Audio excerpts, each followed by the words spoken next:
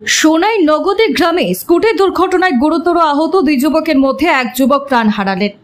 Silchar medical college হাসপাতালে চিকিৎসারত অবস্থায় শুক্রবার সকালে প্রাণ হারালেন বছর 19-এর রৌশন হোসেন লস্কর।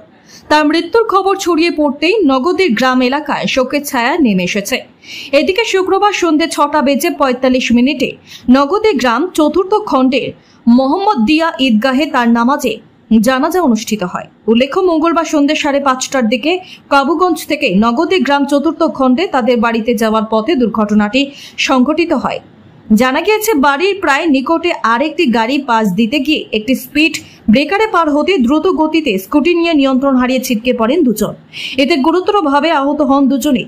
পরে সংকটজনক অবস্থায় কাবুগঞ্জ কচুদরম সড়কের পাশে থেকে উদ্ধার করেন স্থানীয়রা।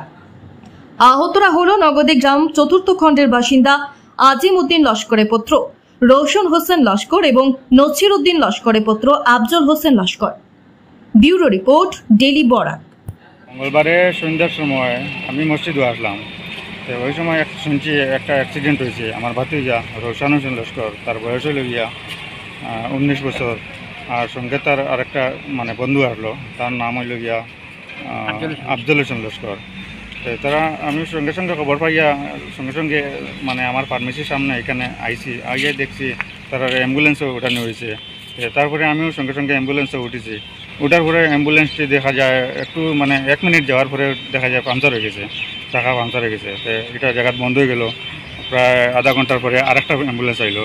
অ্যাম্বুলেন্সটা আবার এটা স্টার্ট দেওয়ার পরেও আর ডিস্ক গেছে গিয়া 1 নম্বরে চালাইছে। স্পিড হইব মনে করো 12-13 ওরকম স্পিডে প্রায় আরও 1 ঘন্টার সময় চালাইছে। এমজিডি কলেজের যাওয়ার পরে 3 নম্বর যে অ্যাম্বুলেন্স আইছে, হওয়ার পরে ওইটাতে আমরা মেডিকেল লাইন পৌঁছাইয়া দিছে। এটা প্রায় স্পিডেও আইছে, ভালো আসলো নতুন অ্যাম্বুলেন্স। কয়টার সময় গিয়ে পড়ছে অনুমানিক? তো প্রায় রাস্তা তো মোটামুটি আমরা প্রায় 3 ঘন্টা অ্যাপ্রক্স লেট হয়ে গেছে গিয়া। এরপরে আমরা মেডিকেল কলেজে তো অ্যাডমিশন নেওয়ার পরে তো করা হয়েছে। আফজল হোসেন যে তারা তো সার্জারি, ব্রেন তার মাথা একটু ফাটিছিল, এটা করা হয়েছে। আর আমরা যে রৌশন হোসেন লস্কর তারা নেওয়া হয়েছে সেন্ট্রাল আইসিইউ ভেন্টিলেশনে রাখা হয়েছে 25 তারিখ থেকে 28 তারিখ পর্যন্ত। 28 তারিখ সকাল 3টার সময় তার মারা গেছে আর কি। এখন বর্তমানে আমরা তো আছি কিতা হয় এটারে পোস্টমর্টমের এখানে আছে। তার পোস্টমর্টম বর্তমানে শেষ হয়ে গেছে, তার বাইক ভরা হয়ে গেছে। এখন আমরা গাড়ি তুলিয়া নিয়ে করে নিয়ে তার জানাজা করিয়া এরপরে তার মাটি দেওয়া জানাজা অনুমানিক মাথা হয়েছে 8:30। 8:30 ওইটাও ফাইনাল হয়ে যেত আজকে রাত্রে।